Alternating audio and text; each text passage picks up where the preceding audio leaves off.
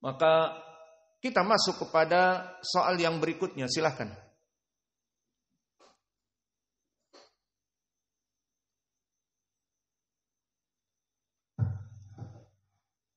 Soal yang ketiga. Assalamualaikum Ustaz, semoga Allah memberikan rezeki dan keberkahan ilmu. Amin. Kami ingin memberikan iftar puasa, mohon jelaskan keutamaan memberikan iftar shaim agar kami lebih semangat dan ikhlas. Barakallahu fiik Ustaz. Jazakumullahu khair bagi ikhwah yang memberikan iftar as-shaim. Maka dari jawaban pertanyaan, di sana banyak hadis. Fadlu man yufattir as-shaim. Di sana banyak hadis yang menjelaskan bagaimana keutamaan orang-orang yang memberikan buka puasa. Di antaranya datang hadis dari Zaid ibnu Khalid al-Juhani. Ini sahabi yang pertama, siapa tadi? Zaid ibnu Khalid al-Juhani. Yang mana hadis ini dikeluarkan oleh Imam At-Tirmidzi dan Ibnu Majah dan Al-Baihaqi di Syu'abil Iman dan Al-Baihaqi juga di Sunan Al-Kubra. Maka madar as-sanad kembali kepada Atha an Zaid ibni Khalid. Maka sanad ini zahirnya hadis yang sahih. Karena Atha ibnu Abi Rabah dia imam muhaddits. Namun telah diilahkan oleh dokter penyakit hadis. Siapa? Gurunya Imam Al-Bukhari yang dilaqabi dengan Hayatul Wadi. Gurunya Imam Al-Bukhari yang dilaqabi dengan The Rattlesnake. Ular derik padang pasir yang menakutkan. Siapa? Ali Ibnul Madini. Maka dia adalah dokternya ilmu hadis, mengetahui hadis-hadis yang dhaif meskipun zahirnya sahih. Berkata Ibnul Madini, Atha ibnu Abi Rabah lam yasma min Zaid ibni Khalid. Bahwa Atha ibnu Abi Rabah meskipun imam, namun periwayatannya kepada Zaid ibnu Khalid tidak mendengar. Berarti sanadnya apa di istilah ilmu hadis? Munqati'. Jadi hadis ini mahaluh dari sahabat Zaid ibnu Khalid dhaif. Karena Atha ibnu Abi Rabah terputus sanadnya kepada sahabat Zaid ibnu Khalid. Namun telah datang jalan yang lain dari Abi Hurairah. Dikeluarkan oleh Al-Ukaili di kitabnya Ad-Du'afa dan Al-Asbahani di Akhbar Asbahan dan Al-Baihaqi di Syu'abil Iman yang mana sanadnya semuanya bertumpu kepada Abdur Razzaq. Haddatsana Ibnu Juraid an Saleh Maula At-Tau'amah an Abi Hurairah. Maka di sini pun zahirnya sanadnya semuanya rijalnya thiqat. Abdur Razzaq Imam, Ibnu Juraid Abdul Malik ibni Abdul Aziz. Namun Ibnu Juraid di sini meriwayatkan dengan an-anah. Maka sanad ini menjadi dhaif. Adapun Saleh Maula Tau'amah, maka dia rawi yang saduq hasanul hadis. Namun Ibnu Juraid imam di sini namun memberikan an-anah. Maka dari dua jalan ini, hadis ini bisa naik kepada derajat hasan li ghairih. Lalu bagaimana lafadznya? Dan hadis ini telah disahihkan atau dihasankan oleh para ulama zaman now seperti Syekh Al-Albani dan Syekh kami Muqbil Al-Wadi'i. Maka mana lafadznya? Man fattara sha'iman kutiba lahu mithlu ajrihi fi annahu la yanqusu min ajri sha'imi syai'un. Ini riwayat dari Zaid ibnu Khalid.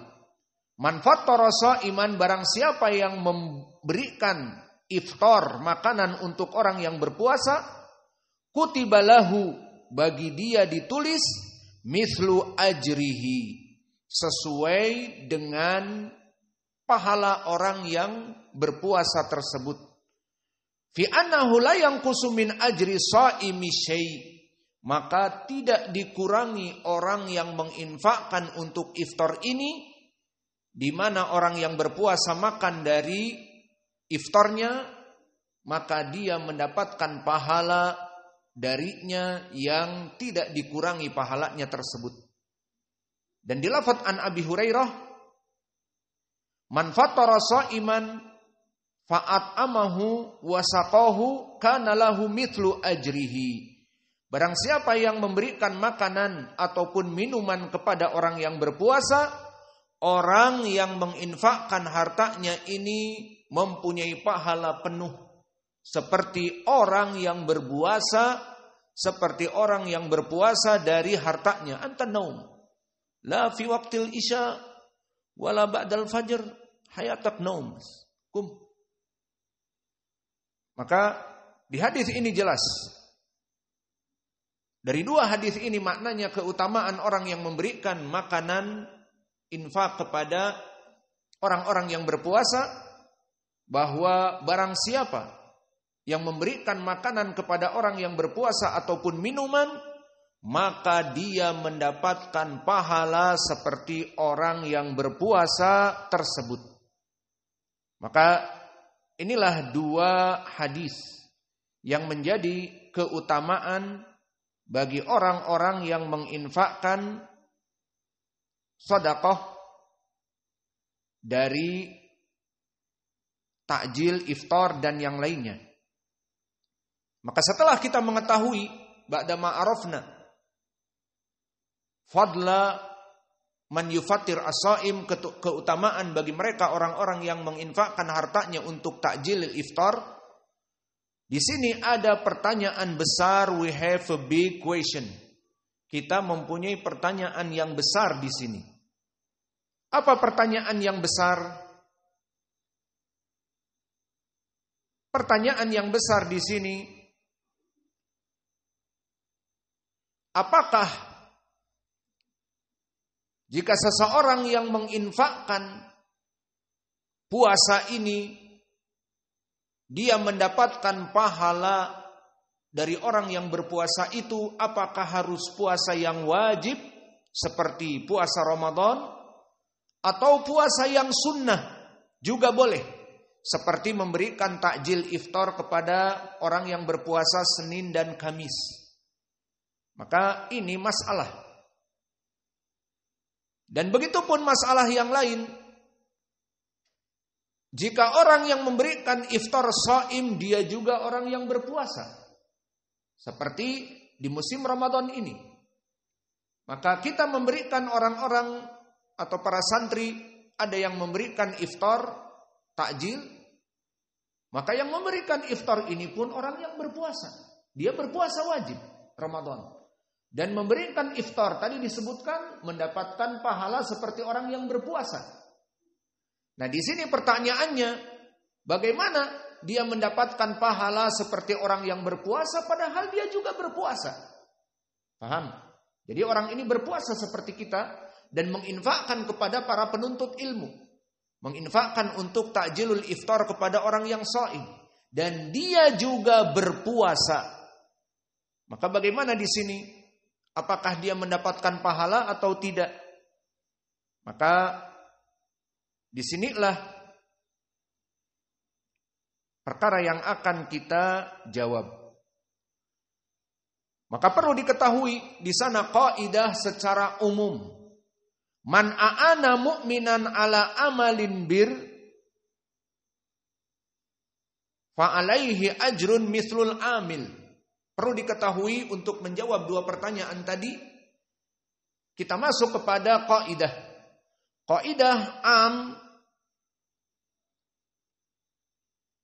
liman a'ana fi amalil bir falil mu'in alaihi ajrun mithlul amil. Maka orang yang membantu untuk terjadi prosesnya ibadah, dia mendapatkan pahala sesuai orang yang melaksanakan ibadah. Seperti gambarannya tadi, orang yang berpuasa. Kemudian kita membantu orang yang berpuasa itu dengan memberikan makanan berbuka puasa agar puasanya dalam keadaan baik.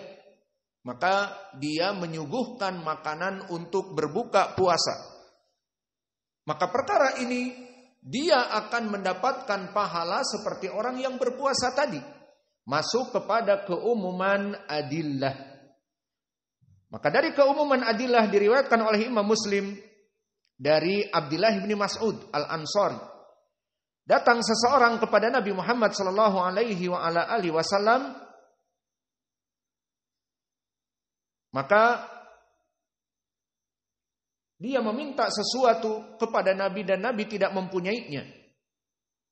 Faqala rajulun ya Rasulullah ana adulluhu ala man yahmiluhu.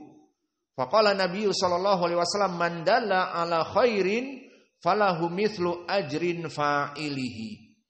Maka di sini man dalla ala khairin falahu mithlu ajrin fa'ilihi. Barang siapa yang membantu seseorang untuk melaksanakan peribadatan, maka dia mendapatkan pahala sesuai orang yang melaksanakannya. Maka di hadis yang bersifat umum ini disebutkan mandala ala khairin falahu mithlu ajrin fa'ilihi. Barang siapa yang menunjuki kepada suatu kebenaran ibadah kemudian dilaksanakan, maka orang yang melaksanakan ibadah ini dia mendapatkan pahala, dan orang yang menunjukkan kepada ibadah itu pun mendapatkan pahala. Maka ini asal dari peribadatan kita. Bahwa di antara kita bisa saling membantu untuk mendapatkan pahala. Dan begitupun keumuman hadis datang dari Jarir ibni Abdullah diriwayatkan oleh Imam Muslim. Man sanna fil Islam sunnah hasanah fa'alaihi au fa'amila biha ba'dahu kutiba lahu mithlu ajrin man amila biha wala yanqusu min ujurihim syai'. Maka barang siapa yang di dalam Islam menghidupkan sunnah yang dimatikan, kemudian sunnah yang dimatikan itu dilaksanakan karena dihidupkan kembali, seperti adzan awal. Kebanyakan masjid bahkan di Ramadan ini mereka bangun jam 3.30, namun tidak ada yang adzan awal. Semuanya membuka Al-Quran. Padahal sunnahnya di hadis yang muttafaqun alaih dari berbagai sahabat, dari Abi Hurairah, dari Aisyah, dari Ibnu Abbas, bahwa Nabi mempunyai dua muadzinan, yang mana Bilal yuadzin bil-lail wa Ibnu Ummi Maktum yuadzin fi al-fajr. Bahwa Nabi mempunyai dua muadzin, muadzin yang pertama Bilal dan dia adzan awal. Dan yang kedua Ibnu Ummi Maktum dan dia adzan yang kedua. Maka di sini sunnah ini dimatikan di zaman now. Maka di masjid-masjid yang ada seperti antum tahu, bahkan sekarang di bulan Ramadan mereka bangun jam 3.30. Namun tidak ada adzan awal satupun yang kita dengar. Maka sunnah telah dimatikan. Kemudian kita menghidupkan sunnah tersebut.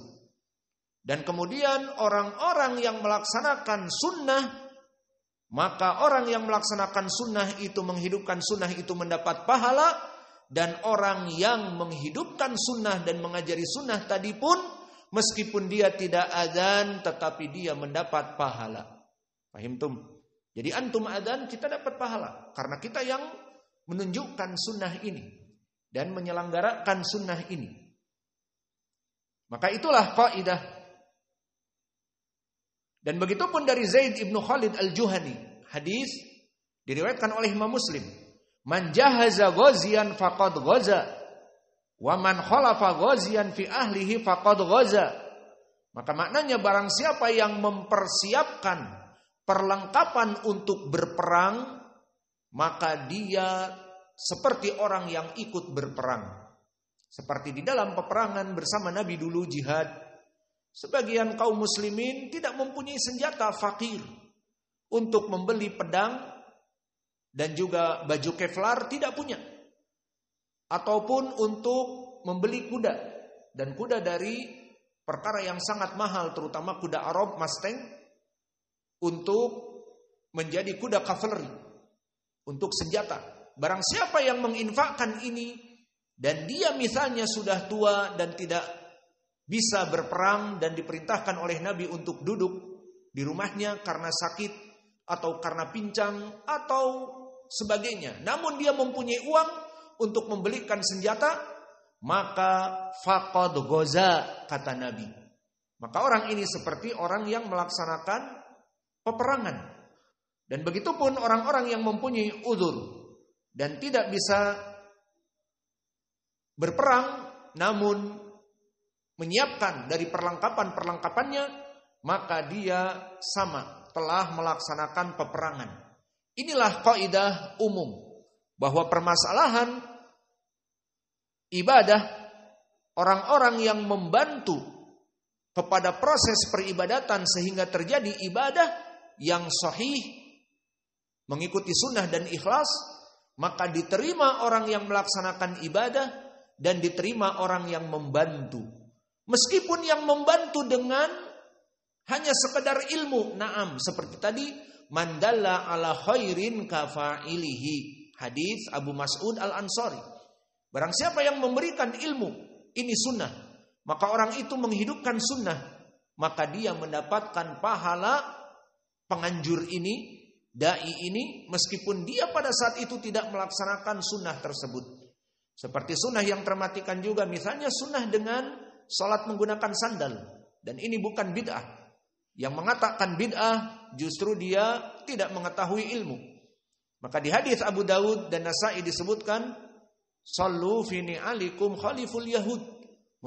Diriwayatkan oleh Imam Abi Dawud dari Syaddad ibnu Aus dengan sanad yang sahih, disahihkan oleh Syekh kami Mukbil, yang maknanya salatlah dengan sandal kalian menyelisihi Yahudi dan Nasara.